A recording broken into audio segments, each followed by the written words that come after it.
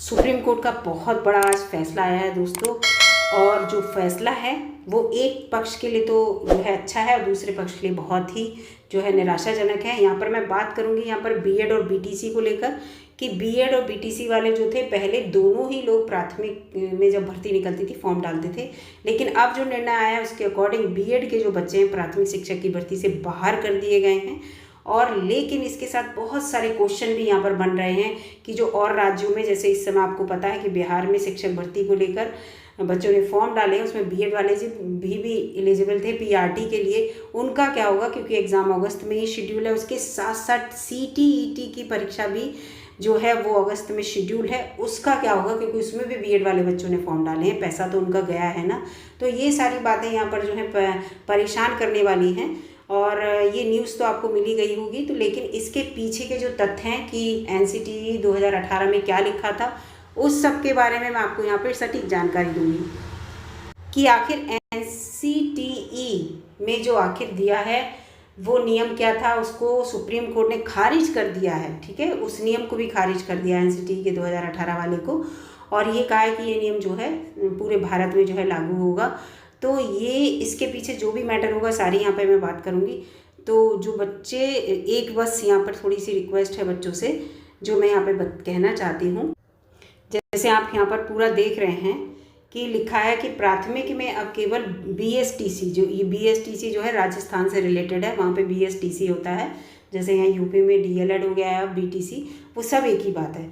तो यहाँ पर ये केवल लिखा है कि प्राथमिक में इन लोगों को पात्र माना है, लेकिन जो दूसरा पक्ष है वो इस समय परेशान है।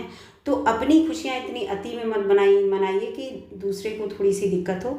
आप बहुत से घरों में ऐसे देखे होंगे कि एक बच्चे ने बीएड कर लिया, एक ने बीटीसी कर ली, दोनों ही प्राइमरी की तैयारी कर रहे हैं, लेकिन जब आज निर्णय आया तो उसका एक बच्चा जो है वो दुखी है और जबकि एक जो है प्रसन्न है। तो आप बताइए वहाँ प्रसन्नता और जो दुखद बात है वो कैसे एक साथ सामंजस्य बिठा पा रही होंगी। तो आप ये इस चीज़ को पक्ष दिमाग में रखकर जो अपने व्यूज़ हैं उसको थोड़ा कंट्रोल में रखिएगा, बस इतना है। अब ये देखिए यहाँ पर पूरा लिखा है कि प्राथमिक वर्ग की जो बीएसटीसी को यहाँ पर सुप्रीम कोर्ट ने पात्र माना है। ये टीवी पे ऐसी न्यूज़ हैं कि देखिए ये पूरा यहाँ पे दिख रहा है कि सुप्रीम कोर्ट ने बीएड वालों को जो है वो अपात्र माना है। अब इसके साथ देखिए, ये देखिए और देखिए कि जस्टिस अनिरुद्ध और जस्टिस सुधांशु धूलिया के बेंच ने इसको फैसला दिया है। ये देखिए न्यूज़ में जो खबर चल रही थी वो मैं आपको यहाँ पे सब दिखाती हुई चल रही हूँ। अब यहाँ पर बात करते हैं, देखिए दोस्तों एनसीटीई का ये जो 2018 वाला, एक मिनट कलर चेंज कर लूँ मैं पेन का, ये देखिए 2018 वाला है, एनसीटीई की अधिसूचना है, आपको ये दिख रही है पूरा। देखिए लिखा है भारत के राजपत्र में। अब मैं आपको यहाँ पे दिखा रही हूँ कि क्या इन्होंने दिया था। 50% अंकों के साथ बीएड लिखा है, पूरा लिखा है।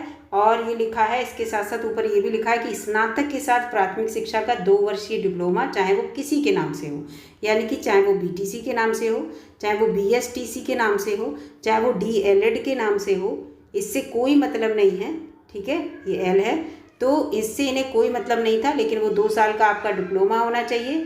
और इसके साथ साथ अथवा भी लगा है, ये आपको दिख रहा है, स्नातक में स्नातक आपने कर रखा, उसके साथ साथ बीएड आप अगर ये बीएड वाला कह रहे हैं, इसके साथ एक और पैरा इन्होंने जोड़ दिया कि अगर आप बीएड वालों को लगा रहे हैं प्राइमरी में कक्षा 1 से 5 तक के लिए, तो उन्हें 6 मंथ का एक आपको ब्रिज कोर्स पूरा करना होगा। और बहुत से बच्चे करते हैं, 2 वर्ष के भीतर कहा जाता है ज्वाइनिंग के।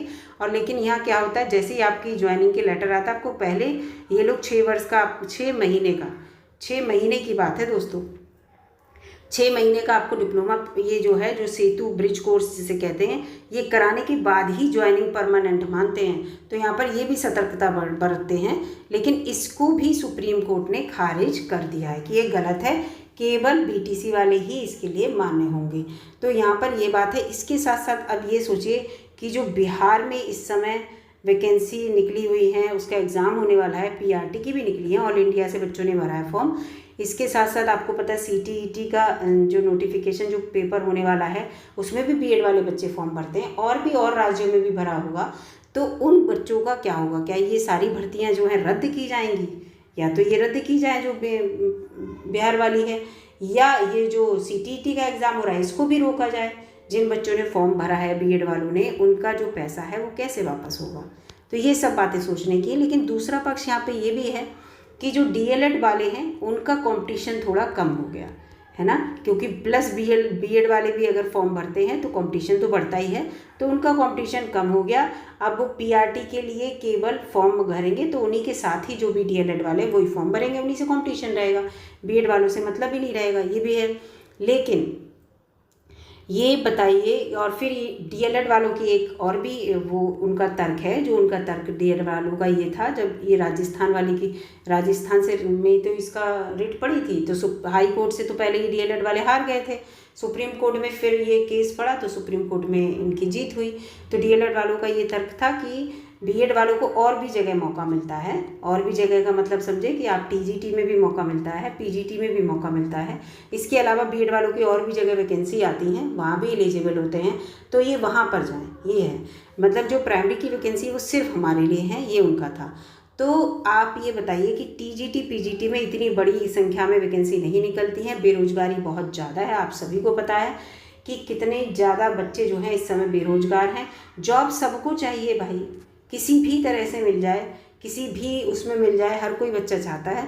तो केवल टीजीटी पीजीटी के या तो पद ये बढ़ाएं, टीजीटी पीजीटी का पद बढ़ाएंगे तभी तो बीएड वालों की जो भीड़ है वो कम हो पाएगी, अदरवाइज बीएड वालों के लिए कोई और ऑप्शन मिल जाए। तो प्राइमरी में ढूंढा गया था वो ऑप्शन, उस ऑप्शन को भी आज जो है टोटली ख़त्म कर दिया गया है।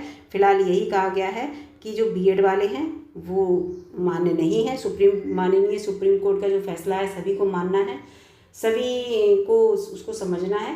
लेकिन अभी भी बच्चे ये कह रहे हैं कि अभी एक और बेंच में शायद रिट पड़ सकती है, ऐसा कुछ है, बच्चों के लिए एक उम्मीद दिख रही है कि शायद रिट पड़ सकती है। तो हो सकता है बीएड वाले बच्चे उस ओर भी जाने की कोशिश करें। लेकिन फिलहाल डीएड वालों के डीएलएड वालों के पक्ष में या बीटीसी वालों के पक्ष में जो है निर्णय आया है डेफिनेटली, और उनके लिए ये खुशी की बात भी है ना, क्योंकि जब जिस पक्ष में जो पक्ष जीतता है उसके लिए खुशी की बात है, जो पक्ष हारता है वो थोड़े गम की बात है। लेकिन बस इतना याद रखिए कि डीएलएड वाले बच्चे जो हैं या बीएड वाले वो सब भाई भाई हैं आपस में, सब। मैंने आपको पहले ही कहा कि एक ही घर में आप देखेंगे कोई एक बच्चा बीएड किया होगा, एक बच्चे ने डीएलएड या बीटीसी कर रखा होगा, और दोनों ही प्राइमरी की तैयारी भी कर रहे होंगे, ठीक है, कि प्राइमरी में वैकेंसी आएंगी हम। लेकिन जब आज रिजल्ट आया होगा तो बीएड वाला दुखी हो गया होगा, बीटीसी वाला जो है वो प्रसन्न हुआ होगा। लेकिन जब अपने ही घर की बात होती है तो ऐसा नहीं होता, आदमी जो है दर्द में होता है, भले ही उसके पक्ष में निर्णय आया है, वो दूसरा व्यक्ति जो उसके घर में है अगर उसके विपक्ष में आता है तो वो दर्द में होता है। तो इस चीज़ को ध्यान में रखिएगा दोस्तों, बस यही कहना था। और जैसे ही फाइनल इसका सुप्रीम कोर्ट का जो निर्णय, जब भी नोटिफिकेशन या जो भी उसका पेज मिलेगा मैं अपडेट कर दूंगी आपको कि क्या क्या आखिर लिखा हुआ है, वास्तव में सुप्रीम कोर्ट ने क्या निर्णय सुनाया है। अभी तो ये है कि लोगों के थ्रू पता चल रहा है।